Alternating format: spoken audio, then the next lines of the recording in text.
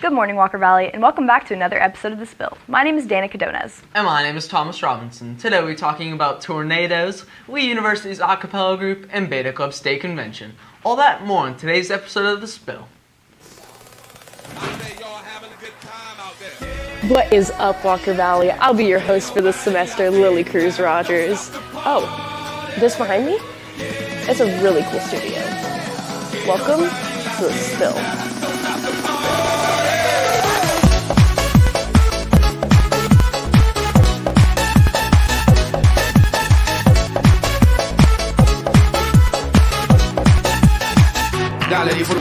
Where have you guys been? Follow me. Gosh, there's nothing to see.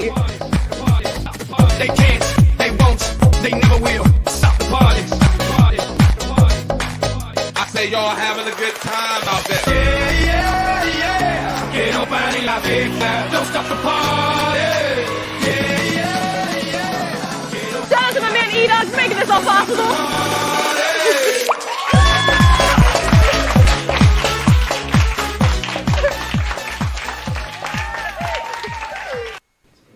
The European Space Agency has just announced a €16.9 billion budget for the rocket that will take their Rosalind Franklin rover to the surface of everyone's favorite red planet, Mars. It was previously scheduled to catch a flight aboard a Russian rocket earlier this year, but sanctions put on Russia following the invasion of Ukraine took that option off the table.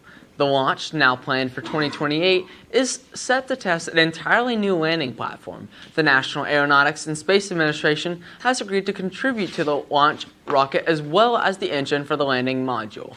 While this all may be good news for Europe, the decision to pull out of the original Russian launch plan has affected the international space community dearly. The president of the Russian Space Corps, Roscosmos, responded to the ESA's decision by asking the Russian cosmonauts aboard the International Space Station to cut all ties with Europe. This decision was later confirmed when it was announced that Russia would end its 22-year stay on the ISS in 2024 and choose rather to build their own space station. Two of Hawaii's largest volcanoes are erupting simultaneously for the first time in decades. The volcanoes Mauna Loa and Kilauea are the first dual eruptions since 1984. Ken Hahn, scientist in charge of the Hawaiian Volcano Observatory, said experts are monitoring the lava's movement very closely. Our thoughts and prayers go out to everyone in Hawaii today. Volcanic activity lasting hundreds to thousands of centuries and erupting massive amounts of material may have helped transform Venus from a temperate and wet world to an acidic hothouse it is today. Venus today boasts surface temperatures of around 864 Fahrenheit on average and an atmosphere 90 times the surface pressure of Earth's. According to the study, these massive volcanic outpourings may have initiated these conditions sometime in Venus's ancient history. In Earth's case, the climate disruptions from these events were not significant to cause a runaway greenhouse effect as they were on Venus. More research is still being done on this very important discovery. Looking into Jackson, Mississippi, tornadoes damaged numerous homes, destroyed a fire station, trapped people in a grocery store, and ripped the roof off of an apartment complex in Mississippi and Alabama. Sadly, 2 deaths were reported as the storm front continued to threaten parts of the Deep South on Wednesday. The National Weather Service had warned that strong twisters capable of carving up communities over long distances were possible as the storm moved from eastward to Texas. Now on to sports with Jake Schalk.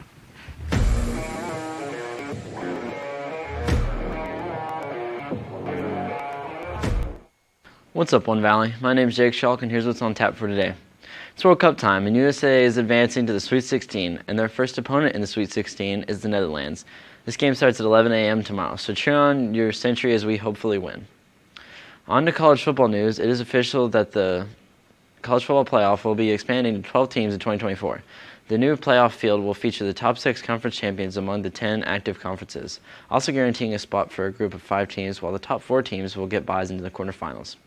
Last night in the NFL, the Buffalo Bills took on the Patriots in Foxborough and cruised past them 24-10. Josh Allen had a solid performance, throwing for 222 yards and 2 touchdowns, and some other notable performances include running back James Cook and Devin Singletary. Stephon Diggs also proved that the Bills' offense was too much for the Patriots, catching his 10th touchdown of the season, setting a Bills record. On to our Dub V Sports. Our next upcoming basketball game is tonight against McMinn County at 7. The game will be at McMinn, and the student section theme is Fire and Ice. So make sure to come out, show your Mustangs and Lady Mustangs some support. Mustang Nation, let's ride. If you're looking for a perfect way to start off the Christmas season, the Main Street Cleveland Christmas Parade is tomorrow at 6 o'clock p.m. If you've never attended the Christmas Parade, this year would be a great year to start.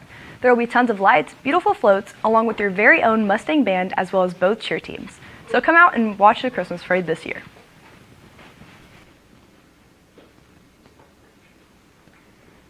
Lee University's a cappella group Voices of Lee will be performing Home for Christmas on December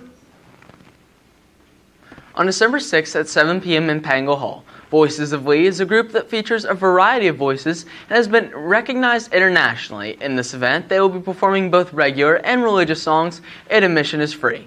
If you enjoy this Christmas spirit, you won't want to miss this. This Christmas season, the Operation Christmas Child charity is working to provide a Christmas for children in need. Operation Christmas Child collects designs shoeboxes filled with gifts like toys, school supplies, and hygiene items. These boxes are delivered to children in need around the world, giving them a special Christmas and for some children, their very first Christmas. Anyone can pack a shoebox. Once donated, the shoeboxes are brought to a local church where they begin their journey to a special place somewhere around the world. The Tennessee Department of Human Services, TDHS, is spreading joy this holiday season. TDHS is providing $500 in EBT cards to those in the Families First program. The Families First program is a federally funded program that is meant to aid economically vulnerable families. This one-time payment will be available on December 1st. To prevent card skimming fraud, the TDHS says customers should only use card reading devices that do not appear to have been tampered with. You can tell by checking for unusual damage, signs of glue marks around the card reader, unusual keyboards, or loose parts. Be sure to thank TDHS this holiday season. There are many interesting things around our school, one of them being Mr. Gamble's Money Duck. During his sophomore year, Mr. G won Money Duck at an arcade. This duck does have a certain charm, according to Mr. G, but it did need something like a hat, or 40. To get this amount of hats, Mr. G's students have created a system, and it starts with gum. The gum wrappers are folded into hats by a certain talented student. After the folding occurs, the students carefully place the hats on the duck's head. Mr. G stated, "I was marveled when I saw the magnificence that Money Duck has become. This is a marvel of student imagination, and I'm excited to see what the student body can come up with next." The Tennessee State Beta Convention took place this week, and our Walker Valley Mustangs took home tons of wins, so listen up.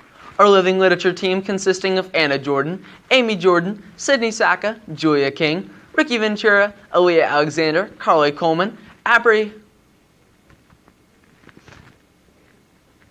Whitaker, Eris Uden, and Liz Gunter took home 3rd place. In the on-site drawing category, Gracie Parker took home 4th place. In the black and white photography category, Maya Ellis got 4th place. In the biomedical health science, Ben Crocs became a state champ, taking home 1st place. In 12th grade French, Ella Gunnels also became a state champ.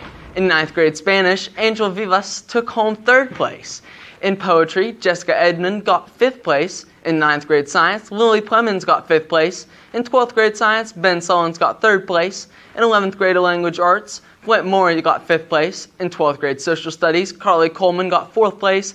Lastly, the premier performance singer was our very own Miss Bella Guyton. Big congrats to all these big winners. The Mustang Band will be performing a Christmas concert in the gym next Thursday on December 8th at 7 o'clock. The underclassmen band will be playing first, followed by the underclassmen band. They will be performing Christmas favorites such as Christmas Vacation and Sleigh Ride. So come out and support your fellow Mustangs with some holiday cheer. Now on to Weather or Not with Sarah Villegas. Boy, it is raining cats and dogs today. But what exactly does that mean? Precipitation, rain, hail, and everything else is what we're going to be talking about today on...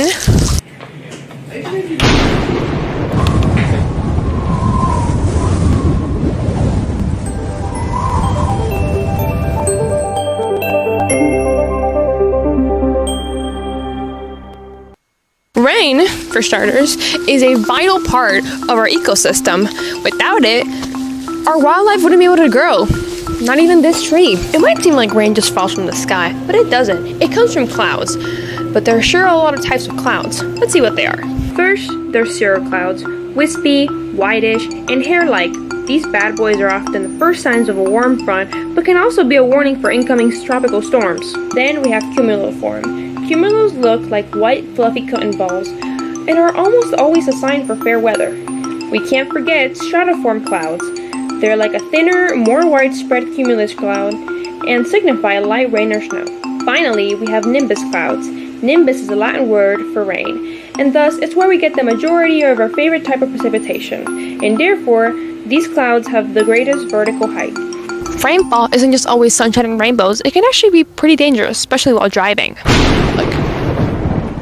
Driving in the rain can be pretty dangerous, but there's a couple ways to keep yourself safe. For starters, a way to keep yourself safe in the road while driving in the rain is to keep a clean car. When wet weather makes it hard to see, it's important that your car isn't making things worse. Once a month, clean your windshields and windows and check your windshield wiper blades for wear. It is also recommended to check your car every morning, rain or shine. On top of knowing your car, it is also important to know the roads that you'll be driving on. Roads are built to withstand different weather conditions, so if you're unfamiliar with the road or know that it's not ideal for the rain, find a detour. Remember, life is more important than saving 20 minutes in traffic. Finally, when driving in the rain, make sure to slow down. Leave at least 5 seconds of following distance between your own car and the one in front, and don't feel pressure to drive at the posted speed limit. It's listed as the ideal speed for the ideal weather. If other drivers don't like it, they can pass you. Well, that's it for the first episode of Whether or Not. Make sure to buckle up, Mustangs. What's up, Mustangs? Starting out this December, today we have a high of 57 and a low of 35. Moving on into Saturday, there will be 90% chance of precipitation with a high of 62 and a low of 35.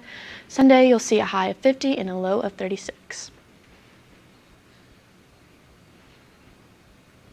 Today in Greece, it'll be sunny with a high of 75 and a low of 63. Moving on into Saturday, there'll be some storms with a high of 60 and a low of 54. And Sunday, it'll be a high of 92 and a low of 74. Now back to our anchors in the studio. That's all for today's episode of The Spill. My name is Danica Donez. And my name is Thomas Robinson. Have a frosty Friday, Walker Valley.